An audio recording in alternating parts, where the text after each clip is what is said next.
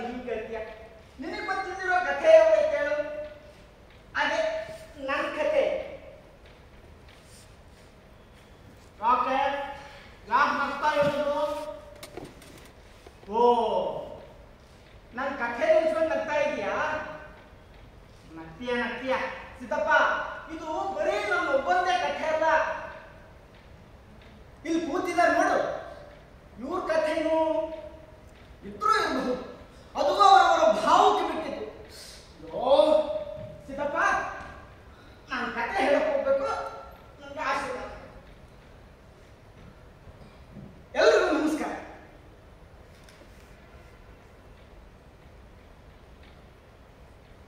ಅರೆ ಇದೇನಿದೆ? ಎಲ್ಲರ ಕಣ್ಣು ಪಿಳಿ ಬಿಟ್ಕೊಂಡು ಹಿಂಗೆ ನೋಡ್ತಿದ್ದೆ. ಓ, ಇವನೇನಪ್ಪ ಒಳ್ಳೆ ಹುಚ್ಚಿನ ತರ ಒಬ್ಬೊಬ್ಬನೇ ಮಾತಾಡ್ತಾ ನಿಂತವನು. ಆವಾಗಿಂದ ಸಿದ್ದಪ್ಪ ಅಂತ ಒಂದೇ ಸಮಯ ಬಡಬಡಿಸ್ತಾ ಇದ್ದಾನೆ. ಹಂಗಾರೆ ಈ ಸಿದ್ದಪ್ಪ ಯಾರು? ಏನ್ ನನ್ನ ಕಥೆ? ಈ ಜೋಡಿಗೆ ಏನು ಅಂತ ನಿಮಗೆಲ್ಲ ಕನ್ಫ್ಯೂಸ್ ಅಲ್ವಾ?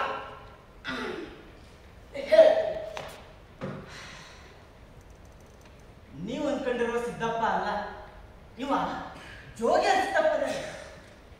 ಊರು ತುಂಬ ಭಿಕ್ಷೆ ಕಂಡು ತಿರುಗಾಡ್ತಿದ್ದ ಸಿದ್ದಪ್ಪ ಈಗ ನನ್ನ ಪಾಲಿಗೆ ದೇವರಾಗಿ ನನ್ನ ಕಣ್ಣು ಹಂಚಿದಾಗ ಉಳಿದ್ಬಿಟ್ಟ. ಯಾಕಂದ್ರೆ ನಾನು ಹುಟ್ಟಿದಾಗ ಡಾಕ್ಟರ್ ಹೇಳಿ, ನೋಡ್ರಿ, ನಿಮ್ಮ ಮಗ ಬದುಕೋದು ಬಹಳ ಕಷ್ಟ ಇದೆ. ನಾವು ನಮ್ಮ ಪ್ರಯತ್ನ ಮಾಡ್ತೀವಿ, ಉಳಿದಿದ್ದು ದೇವ್ರ ಮೇಲೆ ಭಾರ ಅಂದ್ರು. ಆಗ ನಮ್ಮಪ್ಪ ನಮ್ಮ ಪ್ರಾಣ ಬರ್ತಾ ಇದ್ದಾದ್ರೆ ಸರ್, ನಾವು ನಮ್ಮ ಮಗನ ಕಾಪಾಡ್ಕೊಳ್ಳಿ ಅಂತ ಹೇಳಿ ಅದೆಷ್ಟೋ ಗುಡಿ ಗುಂಡಾರಗಳನ್ನೆಲ್ಲ ಸುತ್ತಿದ್ರು. ಏನು ಪ್ರಯೋಜನ? ಅಷ್ಟರಲ್ಲಿ ನಮ್ಮ ಉಸಿರು ನಿಂತಿದ್ದು ನೋಡಿ ನಮ್ಮ ಅಪ್ಪ ಮಗ ಎದ್ದಾಳ, ಅಪ್ಪ ನನ್ನ ಮಗ ಅಂತ ಇದೇ ಬಡ್ಕೊಂತ ನನ್ನ ಮಣ್ಣು ಮಾಡೋದು ಬಿಡು. ಆಗ ನನ್ನ ಪಾಲಿಗೆ ದೇವರಾಗಿ ಬಂದು ಈ ಸಿದ್ದಪ್ಪ ನನ್ನ ಜೀವ ಉಳಿಸಿದ. ಆವಾಗಿಂದ ನಮ್ಮಪ್ಪ ಈ ಸಿದ್ದಪ್ಪ ನನ್ನ ಕಂಡಾಗಲ್ಲ,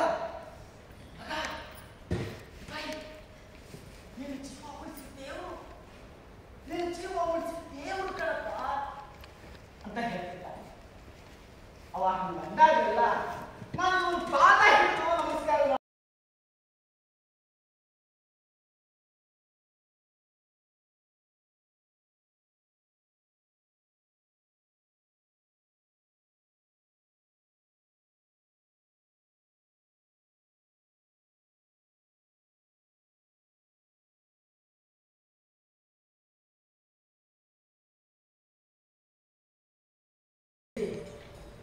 ಜೋಳಿಗೆ ಅಲ್ಲ,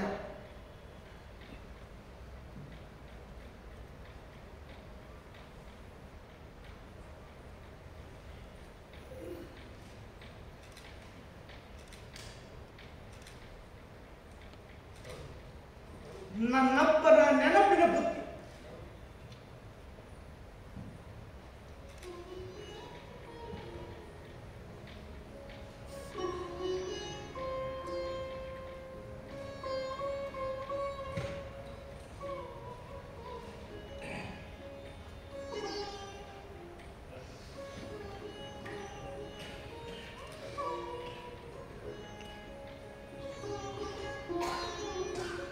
ನನ್ನಪ್ಪ ನೋಡೋಕೆ ಹೇಗಿದ್ರು ಅಂತೀನಿ, ಉಳ್ಳಿಗೆ ಕೈಗಿದ್ರು. ಯಾವಾಗ ಮುದ್ದೆಯಾದ ಒಂದು ಸಾದ ಪಂಚ ಹಾಕಿದ್ರು, ತಲೆ ತುಂಬ ಬಿಳಿ, ಮುಖದ ಮೇಲೆ ಮೂರ್ತಿಗಳು ಗಡ್ಡ, ಹಾಕಿ ಜೀವ. ಹಿಂಗಿದ್ರು ತುಂಬಾ ಗಂಭೀರ ಸ್ವಭಾವ, ಶಿಸ್ತಿಗೆ ಮಹತ್ವ.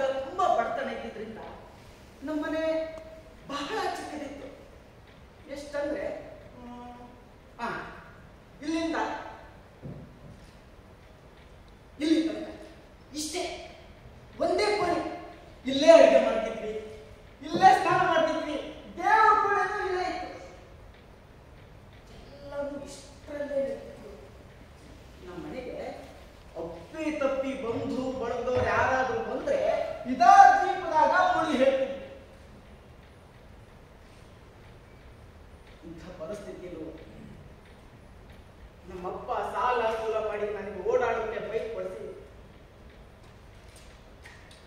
ತಾನು ಮಾತ್ರ ಎದುಕು ಬಿಟ್ಟ ಪಾದಗಳಲ್ಲಿ ನೆಲ ಒತ್ತಿ ಬರೀಗಾಲಲ್ಲೇ ನಡೆದಾಡುತ್ತಿದ್ದ.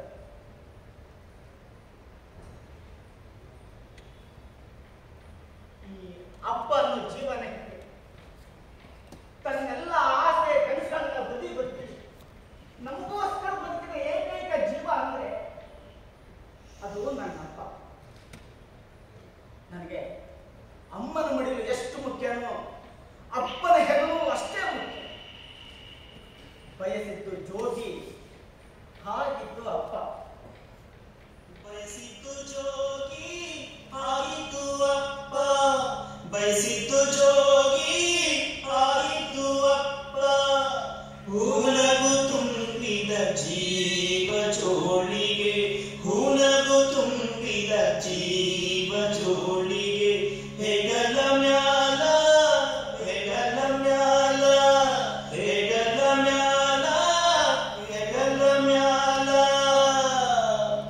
ಬೆಳದಿಂಗಳ ತುಣುಕುದು, ಬೆಳದಿಂಗಳ ತುಣುಕುದು. ಎದೆ ಮೇಲಾಡಿ, ಎದೆ ಮೇಲಾಡಿ.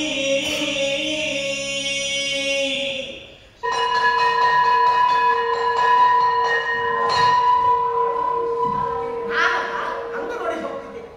ನನಗಲ್ಲಿ ಸವಿತಾ ಮೇಡಮ್ ಅಂದ್ರೆ ತುಂಬಾ ಇಷ್ಟ ಆಗುತ್ತೆ.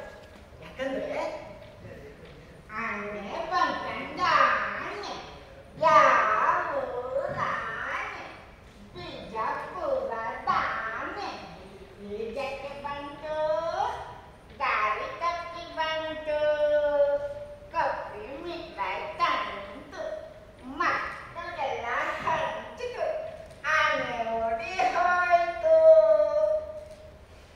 ಹೀಗೆ ಅವ್ರು ಹೇಳ್ಕೊಟ್ಟಿದ್ದ ಸುಮಾರು ಹಾಡುಗಳು ನಮ್ಮ ನಾಲಿಗೆ ತುದಿ ಮೇಲೆ ಈಗಲೂ ಇದ್ದಾರೆ. ಅಷ್ಟು ಚೆನ್ನಾಗಿ ಹೇಳ್ಕೊಡೋರು. ಅಂಗನವಾಡಿ ಹೋದ ಮೇಲೆ ನನ್ನನ್ನ ಸರ್ಕಾರಿ ಶಾಲೆ ಸೇರಿಸಿದ್ರು. ನಾನು ಶಾಲೆಗೆ ಹೋಗಲ್ಲ, ಶಾಲೆಗೆ ಹೋಗಲ್ಲ ಅಂತ ಒಂದೇ ಸುಮ್ಮನೆ ಹಠ ಹಿಡಿದು ಮನೆಯಲ್ಲೇ ಕೂತಿದ್ದೆ. ಆಗ ನಮ್ಮವ್ವ ಶಾಲೆಗೆ ಹೋಗಲ್ಲ, ಶಾಲೆಗೆ ಹೋಗ್ಯ ಅಂತ ನನ್ನ ಎತ್ಕೊಂಡು ಸೀದಾ ಶಾಲೆ ಬಾಗಿಲು ಬಿಟ್ಟು ಬರ್ತೀನಿ. ಸಂಜೆ ಅಪ್ಪ ಕೆಲಸ ಮುಗಿಸ್ಕೊಂಡು ಮನೆ ಬಂದಿದ್ದೀನಿ. ಅಲ್ಲಲ್ಲ ಏನ್ ಮಾಡ್ತಾ ಇದ್ದೆ ಮಗು?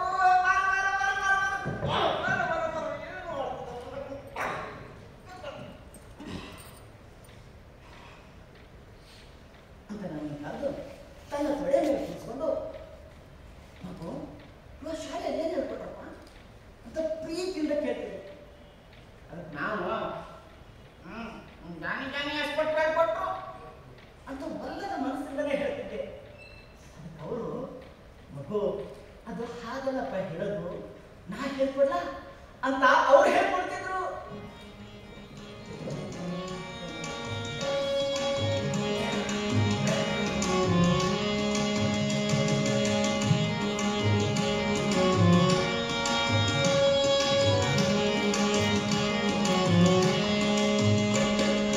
ಜಾನಿ ಜಾನಿ ಹೇಳಮ್ಮ, ಜಾನಿ ಜಾನಿ ಹೇಳಮ್ಮ. ಬಾಬಾ ಇಲ್ಲಿ ನನ್ನಪ್ಪ, ಬಾಬಾ ಇಲ್ಲಿ ನನ್ನಪ್ಪ.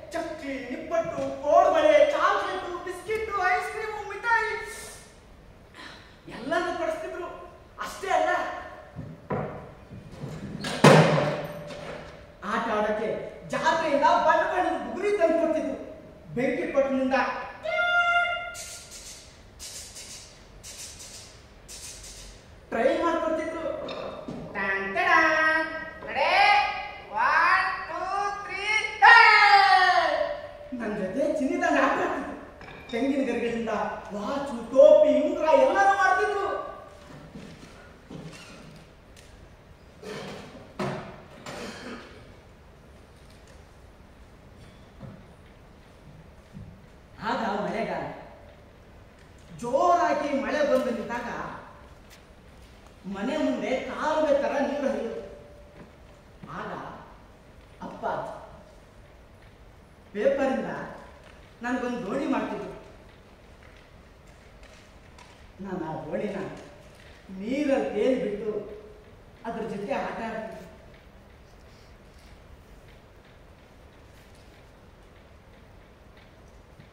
ಬಾಲ್ಯದಲ್ಲಿ ಅಪ್ಪ ಅದೆಷ್ಟು ಪಾತ್ರ ವಹಿಸ್ತಿದ್ದ ಅಂದ್ರೆ, ನಾನು ಬಿದ್ದು ಗಾಯ ಮಾಡ್ಕೊಂಡಾಗ ಔಷಧ ಚೋಟ ಹಾಕ್ತಾರೆ, ತಪ್ಪು ಮಾಡಿದಾಗ ದಂಡಿಸೋ ಪೊಲೀಸ್ ಆಗ್ತದೆ, ಅಕ್ಷರ ಹೇಳ್ಕೊಟ್ಟು ಗುರು ಆಗ್ತಿದ್ರು.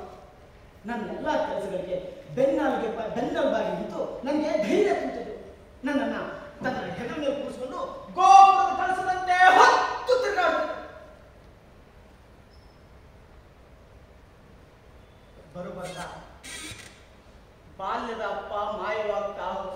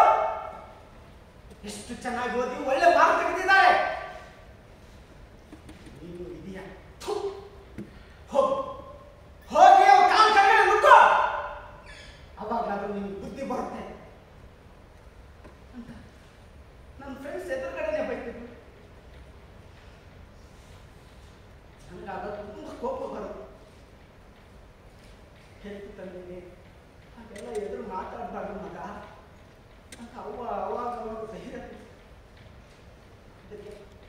ಎಲ್ಲನೂ ಸಹಿಸ್ಕೊಂಡು ಸುಮ್ಮನೆ ಇರ್ತಿದ್ವಿ. ಹಾಗಂತ ಜಗಳ ನಡ್ತಿರ್ಲಿಲ್ಲ ಅಂತೇನಿಲ್ಲ.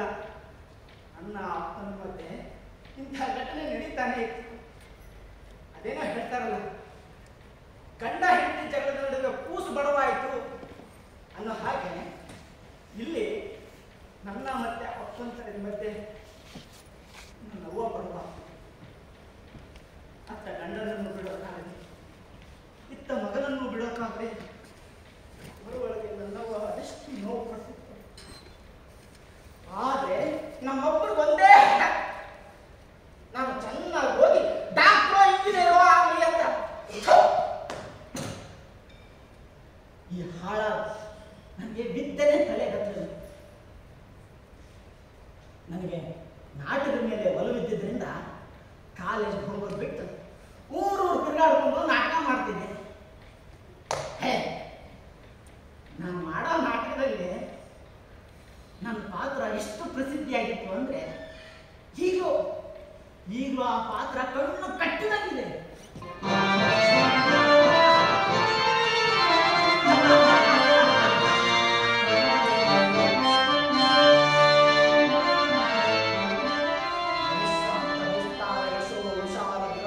ಭೂಮಂಡಗಳ ಕಂಡ ಕೀರ್ತಿ ಪ್ರತಾಪ ಪೂರಿತ ನಿತ್ಯ ಸಸ್ಯ ಶ್ಯಾಮಲ ಚರ್ಮನ ಸಿರುಗುವ ಖಗನೆತ್ತಿದ ಶಾಸ್ತ್ರರಾಮದ ವಿಸ್ತೀರ್ಣವಾದ ಈ ಗಾಂಧಾರ ದೇಶದ ಶತಸೋದರ ಶಕುನಿ ನಾಮಾಂಕಿತನಾದ ನಾನು ನಿಷ್ಕಾಮ ನಿರಾಳರಾಗಿ ಸತತವು ಸುಮಧುರ ಸಂಗೀತ ಸಾಹಿತ್ಯ ಸಡಗರ ಸಂಭ್ರಮಗಳಿಂದ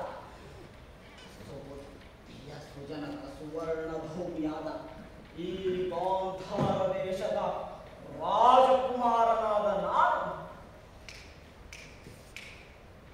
ಈ ಕ್ಷಣದಿಂದಲೇ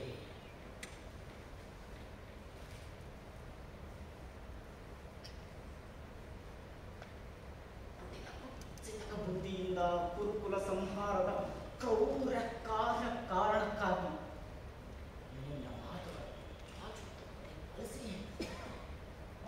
ಅಖಂಡ ಭೂಮಂಡಲಾಧೀಶರಿಂದ ಬೀಗುತ್ತಿರುವ ಮರಾಠ ದುರ್ಯೋಧನನ ಕರಗಿಸುವುದು ಸತ್ಯ. ಸತ್ಯ ಸತ್ಯವೆಂದು ಪ್ರಮಾಣಿಸುತ್ತೇನೆ.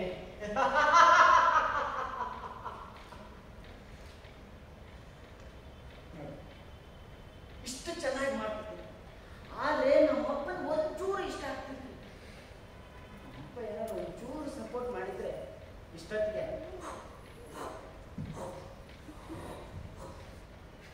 ಯಾವ ಹೀರೋಗೂ ಕಡಿಮೆ ಆಗ್ತಿದ್ದಿಲ್ಲ. ಹಂಗ ಬೆಳೆದು ಬಿಡ್ತಿದ್ರು. ನಮ್ಮಪ್ಪ ಸಪೋರ್ಟೇ ಮಾಡಿಲ್ಲ. ಯಾಕಂದ್ರೆ ಯಾವ ಬಡ್ಡಿ ಮಗ ನಮ್ಮಪ್ಪನಿಗೆ ಕಿವಿ ಚುಚ್ಚಿಬಿಟ್ಟವನು. ಅಣ್ಣ ನಿನ್ನ ಮಗ ಯಾವಾಗ ನಾಟಕ ಅಂತ ಊರು ತಿರ್ಗಾಡ್ತಾ ಇರ್ತಾನೆ.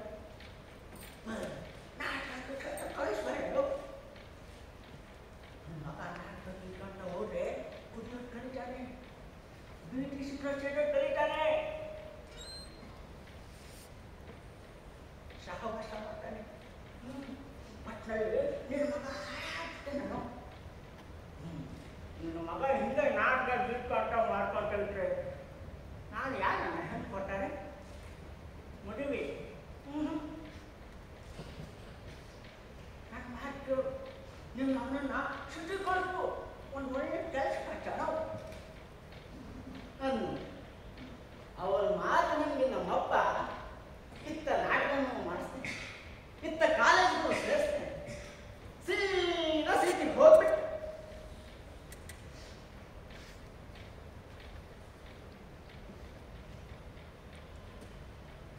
ಸಿಟಿಗೆ ಹೋದ್ಮೇಲೆ ಒಂದು ಒಳ್ಳೆ ಕೆಲಸ ಕೊಟ್ಕೊಂಡು ಒಂದಿಷ್ಟು ದುಡ್ಡು ಮಾಡಿ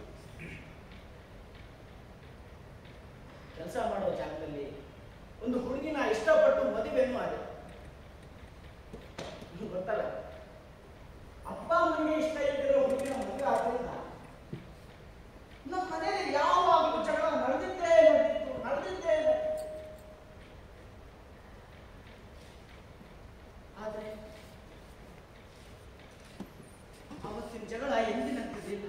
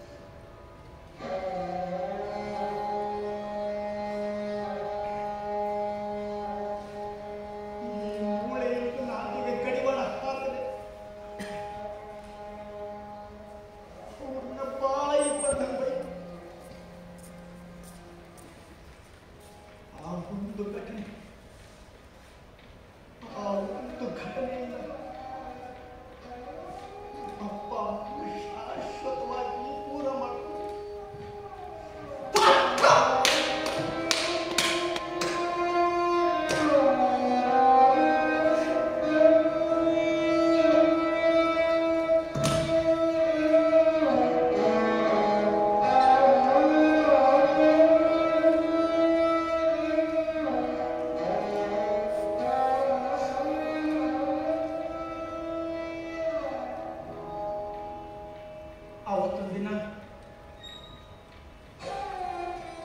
ಬೆಳಗಿನ ಜಾವನ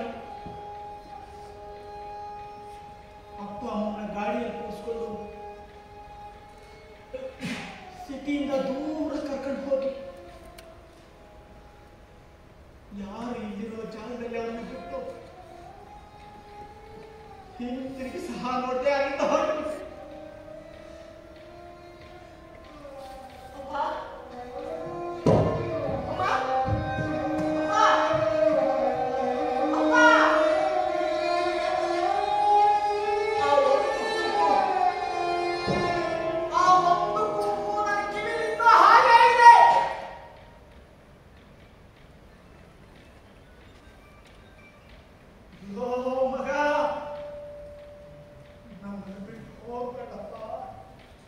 ನಿಲ್ಲೋ, ನಾವು ಬರ್ತೀವಿ.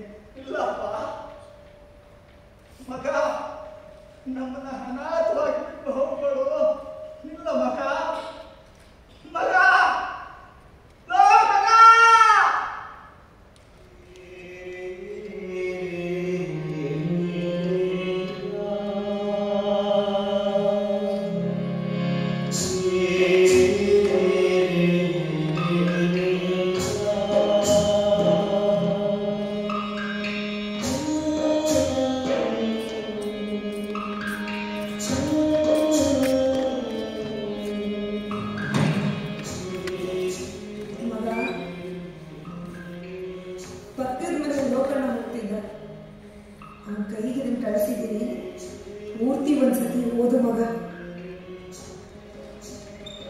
ಮನೆಯಿಂದ ಬರೋ ಆತರದಲ್ಲಿ ನಿಂಗೊಂದು ವಿಚಾರ ಹೇಳೋದನ್ನೇ ಮಾಡ್ತಿದ್ದೆ ಕಣ.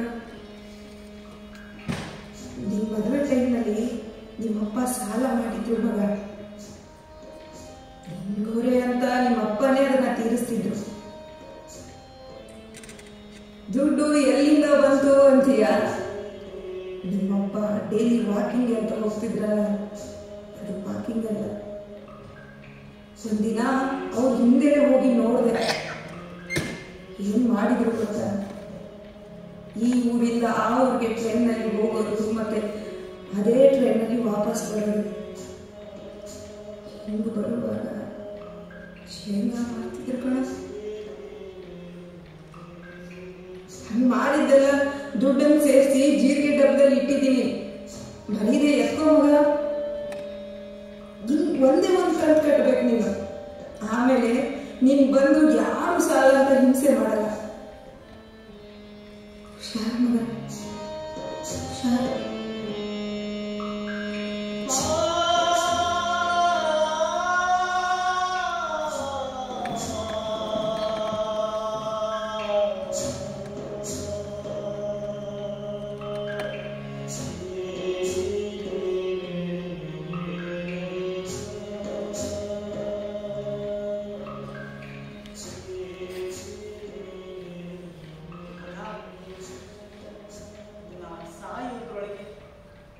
ಒಮ್ಮೆ ಈ ಪತ್ರ ಓದಿದ್ರು ಮಗ, ನೀನು ಹುಟ್ಟಿದಾಗ ನಮ್ಮ ಮನೆಯಲ್ಲಿ ಯುಗಾದಿ ವಾತಾವರಣ. ನಾನು ನಿಮ್ಮವ್ವ ಅದೆಷ್ಟು ಖುಷಿ ಪಡ್ತಿದ್ದೀನಿ ಗೊತ್ತಿಲ್ಲ. ಆ ಖುಷಿ ಹೇಳಕ್ಕಾಗಲ್ಲ, ಆ ಖುಷಿ ಹೇಳಕ್ಕಾಗಲ್ಲ ಮಗ. ನಿನ್ನ ಹುಟ್ಟುಗಳಿಂದ ನಾನು ಏನೇನು ಮಾಡಿದ ಗಾಯ ಕೂತು ನಾ ಇನ್ನೂ ಮರ್ತಿಲ್ಲ ಕಣೋ, ನಾ ಇನ್ನೂ ಮರ್ತಿಲ್ಲ. ನೀನು ಮೊದಲನೇ ಸಾರಿ ನನ್ನನ್ನು ಅಪ್ಪ ನನಗಿಂತ ಇನ್ನೂ ಆಗಿಲ್ಲ ಕಣೋ, ಇನ್ನೂ ಆಗಿಲ್ಲ. ನೀನು ನಮ್ಮ ಜೊತೆ ಹೊಲಕ್ಕೆ ಬಂದು ನೇಗಿಲು ಹಿಡಿದು ಕೆಲಸ ಮಾಡೋದು ನೋಡಿ, ರಾಮಪ್ಪ ನನ್ನ ಮಗ ಹೊಲದ ಕೆಲಸ ಮಾಡ್ತಾನೆ, ಹನುಮಂತ ನನ್ನ ಮಗ ಹೊಲದ ಕೆಲಸ ಮಾಡ್ತಾನಪ್ಪ ಅಂತ ಊರು ತುಂಬ ಬೇಗ ಹೇಳಿ. ಆದರೆ ಊರಲ್ಲಿರೋ ಮಕ್ಕಳೆಲ್ಲ ಕಾಲೇಜಿಗೆ ಹೋಗೋದು ನೋಡಿ ನನ್ನ ಮಗ ಮಾತ್ರ ಹೊಲದ ಕೆಲಸ ಮಾಡ್ಕೊಂಡಿರೋದು ಜನಗಳ ಬಾಯಿಗೆ ಬೆಲ್ಲ ಹಾಕ್ತಿದ್ದಂತ ಮಾತಿಗೆ ಚಿಕ್ಕ ಕೇಳು, ನೀನು ಯಾರು ನಿನ್ನ ಕಡೆ ತಗ್ಗಿಸ್ಬಾರ್ದು. ಚೆನ್ನಾಗಿ ಓದಿ ಒಳ್ಳೆ ನೌಕರಿ ಹಿಡಿದು ಸಮಾಜದ ದೊಡ್ಡ ವ್ಯಕ್ತಿಯಾಗಿ ಅಂತ ನಾವು ಜೀವನ ಸರಿಸಿದ್ವಿ.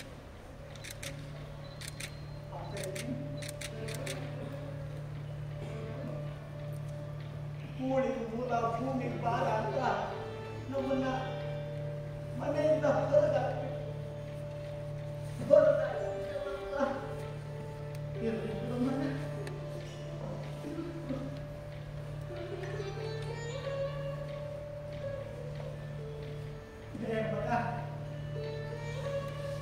ನೀನು ದೊಡ್ಡವನಾಗಿದ್ದು ನಿನಗೆ ಹುಷಾರಿಲ್ಲದ ಸಮಯದಾಗ ನೀನು ಮುಕ್ಕಳಿ ತೊಳೆದವಳು ನಿಮ್ಮ ಹೋಗ್ಕಣ. ಈಗ ಅವಳ ಹಾಸಿಗೆ ಇರ್ತಾಳಂತ ನಿನಗೆ ಅಸಹ್ಯ ಆಗುತ್ತಲ್ಲಪ್ಪ, ಅಸಹ್ಯ ಆಗುತ್ತಲ್ಲ. ನಿಮ್ಮ ಅವ್ರು ನೋಡ್ಕೊಳಕ್ಕಾಗಲ್ಲ ನೀವು. ನಾನು ನೋಡ್ಕೊತೀನಿ. ನನ್ನ ಕಡೆ ಬೇರೆ ಕೆಲಸ ಏನಲ್ಲ ಮಗ. ನಿನಗೂ ಮಕ್ಕಳಿದ್ದಾರೆ, ಮುಂದ ನಿನಗೂ ವಯಸ್ಸಾಗುತ್ತೆ